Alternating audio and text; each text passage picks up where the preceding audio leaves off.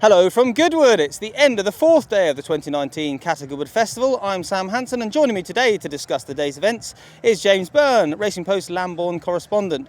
And James, it's been a week where we've witnessed history in many different ways, and today it was Battaash who wrote his name into the history books with his third King George win.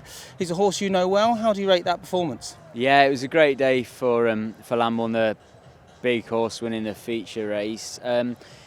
Performance today probably wasn't as exciting as it has been for the last 2 years, but speaking to Jim Crowley and Charlie Hills, there might be sort of reasons for that. Their thinking is they've gone to York for the Northorpe Stakes after this race, after two huge performances, and perhaps he's been a bit flat at York. Today was a case of job done, getting the job done. They've done that. Crowley sort of spoke to us afterwards and made the point that he didn't want to go for everything. This wasn't his Gold Cup. It was an important race because he's made history winning three, but there's a Group 1 to be won at York. He's never really shone there, but maybe that's just because he has been flat after two big efforts here. So hopefully there's something left in the tank and he can go to York and thrive. Interesting, Charlie says they've got to keep him busy. Might go to Ireland on Champions Day or Champions Weekend, then the Prix de l'Abbé and maybe even the Breeders' Cup. So hopefully an exciting end to the season for Battaash. Absolutely. It's interesting, really, because you'd think this would be his Gold Cup in a way, because like I say, it was an opportunity to write his name into the history books, but you think probably because of that unfinished business at York, they're really keen to get that one on his CV. Yeah, I mean, it's a Group 2 today in Value Race. He's a gelding, so it doesn't really matter about whether he wins Group 1s or not, but I just think personal pride, Charlie, Shadwell team, Hamdan's team, Jim Crowley, the Group 1, they'll rather win them than a Group 2, I think. Sure.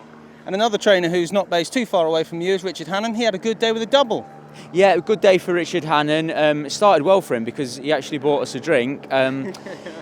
So maybe that was a lucky charm. But he won with BILLESDON Brook, his 1,000 guineas winner from last year. We watched that in the bar with him, and he kept quite chilled out watching that. So either he was ultra confident, or maybe he didn't expect much. But she was good. Good to see her back. She goes well here. I think she won at the meeting 2 years ago. He's done a great job with her. And Beat Le Bon, a horse he's had loads of time for. He actually thought last year this would be his 2,000 guineas horse. That won the Golden Mile, the big handicap on today. Bigger things might be beckon for him because he might come back here for the Celebration Mile at the end of August. Okay. And bigger things possibly beckon for Duke of Hazzard as well. Yeah, this is a horse, Paul Cole, who memorably won the Derby with Generous in 1991. You had to get that in. You can't not. He does such a fine job with that, and he's doing a fine job with Duke of Hazzard, who he's always had plenty of time for. Won at the Glorious Meeting last year. Won the Thoroughbred Stakes today. They might keep it quiet for the rest of the year. He's French bred, so there'll be premiums to be won in France later in the year.